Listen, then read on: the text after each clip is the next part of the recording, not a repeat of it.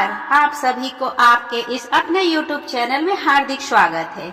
इस वीडियो में जानेंगे धन्वंतरी देव की कहानी, साथ ही जानेंगे धन्वंतरी देव कैसे बने देवता, क्या है इनकी पूरी कहानी, धनतेरस से क्या है इनका पूरा नाता। तो आइए इस अनमोल जानकारी को अच्छे से जानने के लिए इस वीडियो में अंत तक बने रहे और इस जानकारी का लाभ उठाएं। दीपावली के 2 दिन पहले धनतेरस के दिन धन्वंतरी की पूजा तो की जाती है। कम लोग जानते हैं कि धन्वंतरी धन के देवता नहीं है। हिंदू धर्म में दीपावली का पर्व एक दिन का त्योहार नहीं होता, बल्कि इसके साथ कुछ और भी त्योहार जुड़े होते हैं। इनमें से एक धनतेरस है। यह दिन हिंदू कैलेंडर के अनुसार कार्तिक मास के कृष्ण पक्ष की त्रयोदशी तिथि को मनाया जाता है और ऐसा माना जाता है कि इसे पर्व से दीपावली के उत्सव की शुरुआत होती है। जहां हिंदू धर्म में और मिथक कथाओं में धन की देवी माता लक्ष्मी को माना जाता है, वहीं धन के देवता कुबेर कहे जाते हैं। ऐसे में धन्वंतरी का धनतेरस से क्या नाता है और उन्हें देवता की उपाधि कैसी मिली थी, इसकी एक रोचक और पौराणिक कथा है। तो आइए जानते हैं धन्वंतरी का धनतेरस से नाता क्या है। धन्वंतरी को भगवान विष्णु का अवतार माना जाता है। पुराणों के अनुसार, हिंदू पंचांग के अनुसार भगवान विष्णु ने कार्तिक महीने के कृष्ण पक्ष की त्रयोदशी तिथि को धन्वंतरी के रूप में अवतार लिया था। इसी दिन भगवान धन्वंतरी का धनतेरस के रूप में पूजन होता है और ऐसा कहा जाता है कि धन्वंतरी समुद्र मंथन में अमृत कलश लेकर निकले थे। अब जानते हैं धन और समृद्धि से क्या है धन्वंतरी का संबंध। धन्वंतरी के अमृत कलश लेकर प्रकट होने के कारण ही उनका बर्तनों से गहरा नाता बताया गया है। इसीलिए धनतेरस पर बर्तन, विशेष तौर पर कलश खरीदना शुभ माना जाता है। यहाँ तक कि उनका अमृत कलश एक तरह से समृद्धि का प्रतीक है और धनतेरस के दिन सोने चांदी की वस्तुएं खरीदना भी अति शुभ माना गया है। अब हम जानते हैं समुद्र मंथन से प्रकट होने का रहस्य।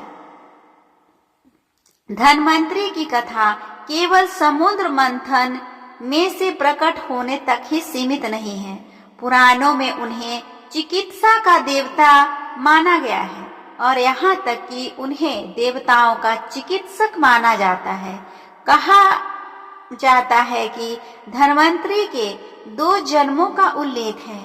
उनका सबसे पहले जन्म तो समुद्र मंथन से हुआ और वे भगवान विष्णु के प्रथम अंश माने जाते हैं।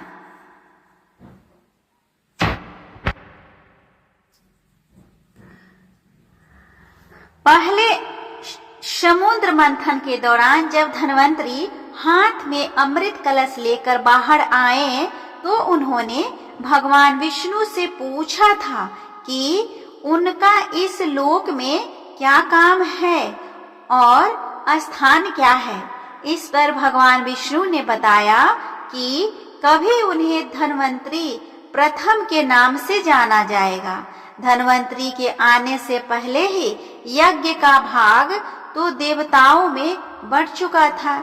ऐसे में देवताओं के बाद उत्पन्न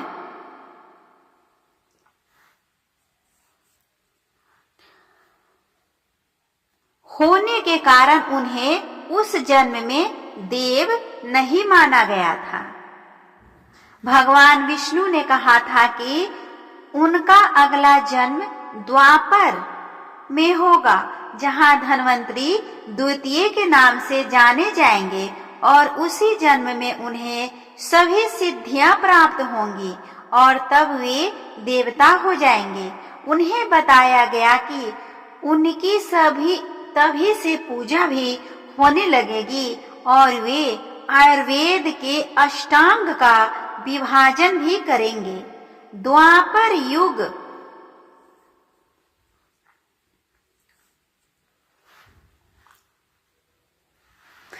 युग में जब काशी का राजा धन्व ने पुत्र प्राप्ति के लिए कठोर तप किया, तब शिवजी ने उन्हें प्रसन्न होकर धन्वंतरी को उन्हें पुत्र के रूप में प्रदान किया। बताया जाता है कि इसी जन्म में धन्वंतरी ने ऋषि भारद्वाज से आयुर्वेद विद्या ग्रहण की और उसे अष्टांग में विभक्त कर अपने शिष्यों में बांटा। उन्होंने ही अमृतमय औषधियों की खोज की थी। इनके वंशज दिवोदास ने शल्य चिकित्सा का पहला विद्यालय स्थापित किया था, जिसके प्रधानाचार्य बनाया गया था। वैदिक कलश में जो महत्व और स्थान अश्विनी को प्राप्त था,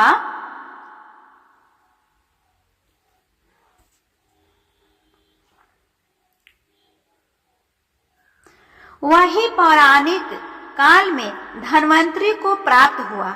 जहां अश्विनी के हाथ में मधु कलश था, वहां धन्वंतरी को अमृत कलश मिला। इस तरह हमने जो जाना धन्वंतरी के जन्म से जुड़े कहानी और उनके देवता बनने के सफर तक। उम्मीद करती हूँ आप सभी के लिए ये जानकारी अत्यंत ही महत्वपूर्ण रहा होगा। अगर अच्छा लगे तो प्लीज आप मेरे वीडियो को लाइक और शेयर कर ले। साथ ही इसी तरह का वीडियो पाने के लिए मेरे चैनल को सब्सक्राइब कर ले और बेल आइकन को दबाना न भूले। तो मिलते हैं अगले वीडियो में। तब तक के लिए भगवान धन्वंतरी आप सभी पे अपनी कृपा बनाए रखें।